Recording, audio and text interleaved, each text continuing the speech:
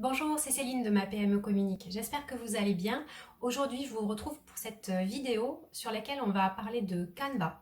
Canva.com, c'est un outil sur lequel vous allez pouvoir créer toutes sortes de visuels, que ce soit des visuels pour vos réseaux sociaux ou pour votre communication d'entreprise, vos cartes de visite, vos flyers, etc.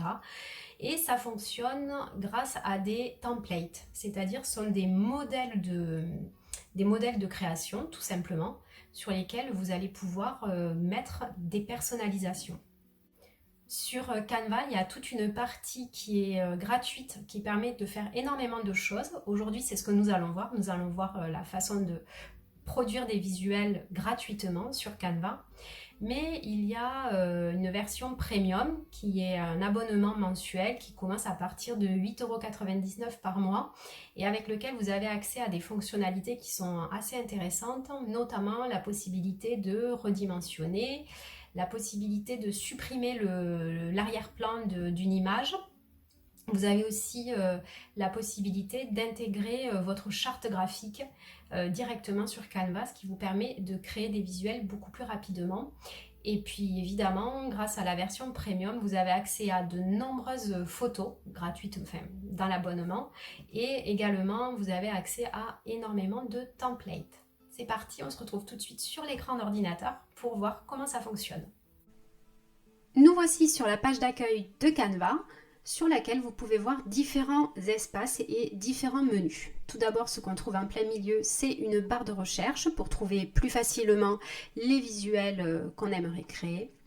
Ici en haut, on a toute la partie commerciale, on va dire, pour découvrir les tarifs, découvrir des fonctionnalités, les différents modèles, et on peut également explorer des photos, des icônes ou des outils. Ici, on a la partie pour démarrer la création d'un design, le compte et les paramètres du compte. Sur ce menu, on a accès à différents onglets également. Ici, je vais retrouver tous les designs, tout ce que j'ai déjà créé. L'identité visuelle, c'est ce que je disais tout à l'heure, c'est la partie premium où vous pouvez enregistrer votre logo, vos couleurs ou les polices de caractères, ce qui vous permet de pouvoir les réutiliser dans vos visuels et d'avoir des visuels cohérents avec votre charte graphique. Ce qui est intéressant aussi sur Canva, c'est qu'on peut créer des équipes. Donc ça va faciliter le travail collaboratif avec vos collègues ou des collaborateurs. On va retrouver nos dossiers, la corbeille et tous les supports qui sont partagés avec moi. En version gratuite, vous avez 1 giga de mémoire sur Canva. Au-delà, ça va être payant. Donc je retourne ici sur la page d'accueil et ce qu'on trouve de fabuleux sur Canva, personnellement moi j'aime vraiment beaucoup utiliser Canva par rapport à ça, c'est la partie qui se trouve ici, sur laquelle on peut choisir le type de visuel qu'on veut créer, le type de support qu'on veut créer. Et en fonction du type de support qu'on veut créer, ce qui est très intéressant, c'est que ça met automatiquement un format. Ça propose automatiquement un format de visuel. Et là où c'est intéressant, c'est notamment sur les réseaux sociaux, puisque quand on travaille sur les réseaux sociaux, il faut savoir qu'une publication Instagram n'a pas le même format qu'une story Instagram ou qu'une publication sur Facebook. Et l'avantage de Canva, c'est qu'en fonction donc du support sur lequel vous voulez travailler, c'est très facile de créer une publication Facebook au bon format puisque ça se met automatiquement.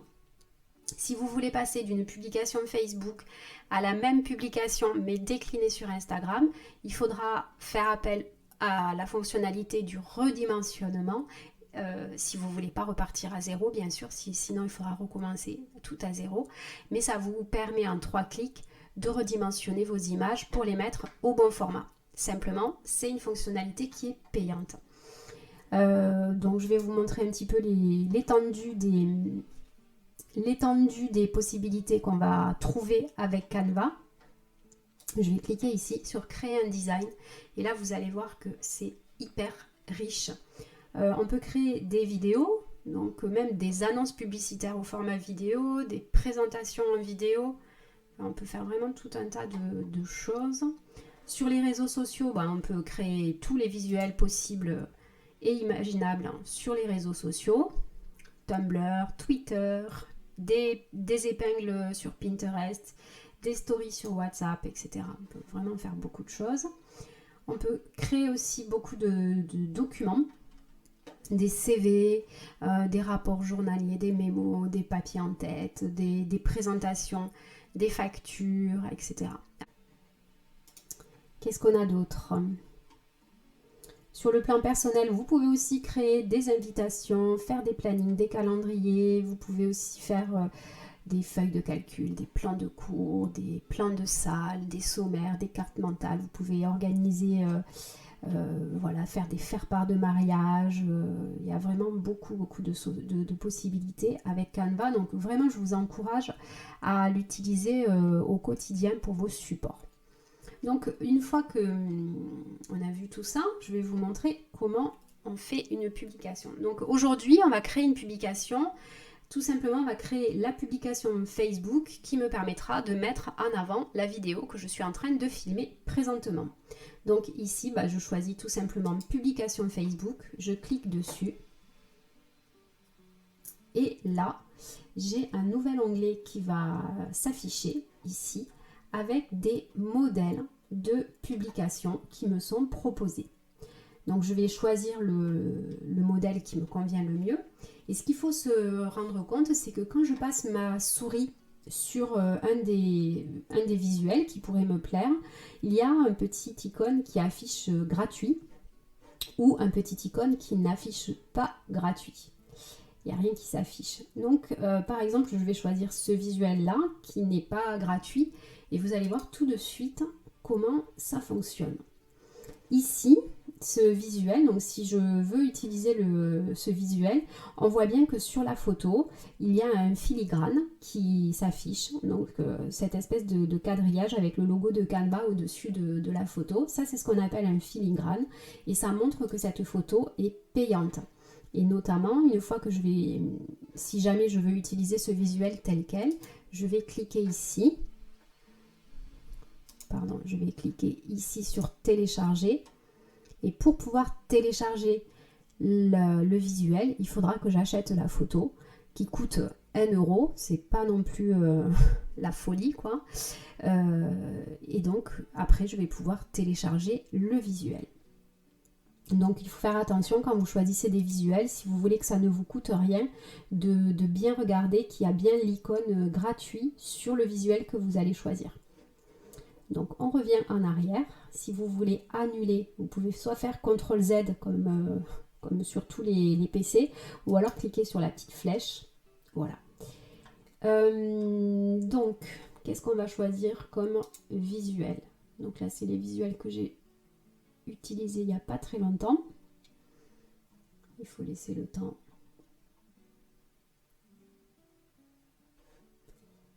Que ça fonctionne. Oups. Alors, je recommence.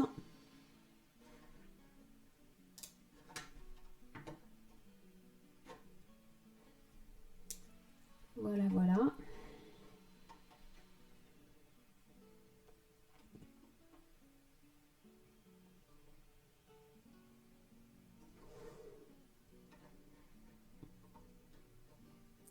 Alors, je vais choisir cette image. Voilà. Promo sur les vacances d'été. Je la choisis parce qu'elle est gratuite. Et puis parce que j'aime bien la composition assez simple avec une image et un fond. Donc maintenant, je vais vous expliquer comment sont composés les templates sur Canva. Tout simplement, en fait, c'est un peu comme sur Photoshop. Il faut imaginer des couches. Des couches de photos, de vidéos, des couches de couleurs, etc. Donc ici, on va aller de la couche la plus profonde à la couche la moins profonde. Donc la couche la plus profonde, c'est ce qu'il y a tout derrière de l'image. Et puis ensuite, on va avancer. Donc ici, tout au fond, on a cette photo. Quand on clique dessus, on voit qu'il y a de la matière autour de la photo. C'est toute la partie qui est en dégradé ici. Ça, c'est la partie que je vois pas sur la photo. Et ça, c'est la partie que je vois sur la photo. Et si je veux, je peux bouger et modifier le cadrage. N'est-ce pas? Voilà. Je vais laisser comme ça. Ensuite, un peu plus en avance, on a un fond bleu de couleur que je peux très bien modifier ici et faire ce que j'ai envie. Si je veux vraiment personnaliser la couleur, je peux aller ici et choisir la couleur qui me tente le plus. Voilà. Moi j'aime bien les bleus, donc on va rester sur les bleus. Un bleu un peu, voilà, un peu violet, un peu couleur un peu lavande. Très bien. Quand on avance un petit peu plus sur les couches, on a cette couche-là qui est la couche de texte. Alors, ici on a plusieurs textes. On a ce petit texte-là qui est dans une typo particulière, c'est Arvo, encore neuf, qui est en blanc, qui n'est pas en gras, pas en italique, pas souligné, qui est centré, etc., etc. On a ici ce texte, promo sur les vacances d'été, qui est dans cette typo-là, siphon, encore 44,8, de cette couleur blanche, qui n'est pas souligné, qui n'est pas en gras, etc., etc. Et on a une troisième zone de texte qui est toujours dans la typo Arvo, encore 13 cette fois, et toujours en blanc. Donc tout ça, je peux le personnaliser et le modifier à ma guise. C'est ce qu'on va voir tout de suite. Donc par exemple, si je veux modifier la photo, tout simplement, je vais la supprimer. Là, on voit que mon fond bleu est sur la totalité de l'image, ce qui va me permettre de pouvoir cadrer un petit peu comme j'ai envie. Et là, on va dire que je voudrais une photo d'ordinateur, puisque je vais illustrer cette vidéo. Et c'est toujours pareil, on va regarder les photos qui vont être gratuites ou payantes. Donc moi, je veux que ce soit gratuit. Et je fais donc bien attention à ce que la photo que je choisisse, il y ait bien l'icône gratuit qui apparaît. Et je vais choisir cette photo tout simplement parce qu'elle est à la verticale et que c'est un cadrage qui m'intéresse sur cette mise en forme. Voilà. Ici, il y a pas mal de choses que je peux faire sur l'image. D'abord, je peux la retourner. Non, pas comme ça. Je peux la retourner comme ça, je préfère. Je peux ajuster la couleur. Je peux aussi y appliquer des filtres à la façon des filtres Snapchat, on va dire. Et il y a la possibilité d'ajouter des effets. Alors bon, moi je suis pas très fan des effets, mais voilà, c'est pour vous montrer un petit peu ce qu'on peut faire. Voilà. On réinitialise. Ok, je vais cliquer ici pour revenir en arrière. Oui. Voilà. Il y a une fonctionnalité maintenant qui est assez intéressante, c'est l'outil de suppression d'arrière-plan qui permet de supprimer l'arrière-plan d'une image en un seul clic.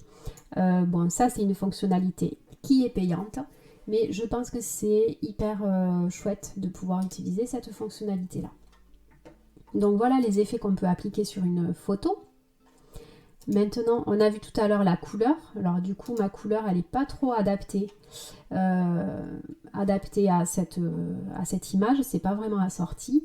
Et là, ce que je vois, c'est qu'avec la photo que j'ai choisie, il y a une palette de couleurs qui m'est proposée et qui sera beaucoup plus assortie à la photo. Donc ça, c'est hyper chouette aussi. Ben, je vais choisir ça. Voilà, tout simplement.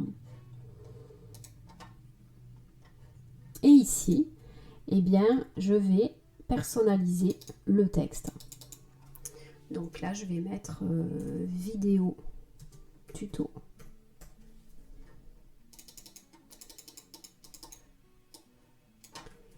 créer des visuels avec Canva.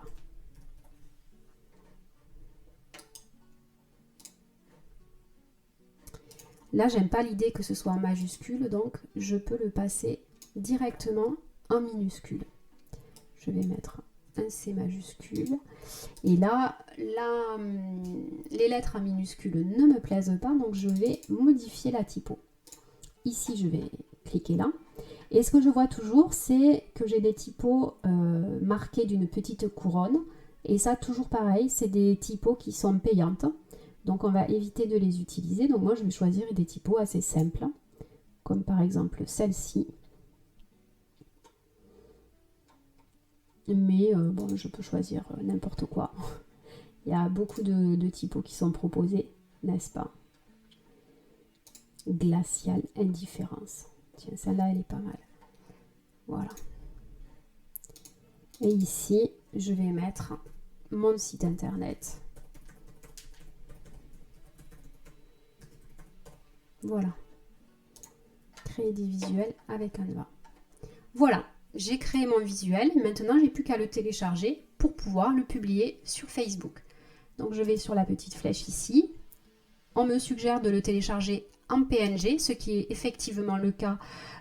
C'est mieux de télécharger un PNG pour les réseaux sociaux, mais on me propose aussi un JPEG, un PDF standard. Un PDF pour l'impression, ça c'est surtout quand vous allez créer par exemple des cartes de visite ou des flyers. Et je peux aussi, ça c'est en version bêta, c'est pas encore tout à fait sur pied, mais je peux aussi enregistrer des vidéos en MP4 ou des GIFs. Donc moi je choisis le PNG et tout simplement mon visuel se met sur mon bureau. Et voilà. Voilà comment j'ai créé cette publication Facebook de manière très simple. Si je veux utiliser ce visuel sur un autre format, par exemple un post Instagram, eh bien tout simplement, j'ai cet outil de redimensionnement. Donc je vais ici, je redimensionne et là, je peux transformer mon post en post Twitter, LinkedIn ou Instagram. C'est une fonctionnalité payante, mais ça peut être très intéressant de l'utiliser si vous avez beaucoup de réseaux sociaux. Et bien voilà, vous voyez qu'on peut créer de manière gratuite et très simple des visuels grâce à Canva. J'espère que cette vidéo vous a plu. Vous trouverez sur le lien en bas de la vidéo un lien pour pouvoir accéder à Canva.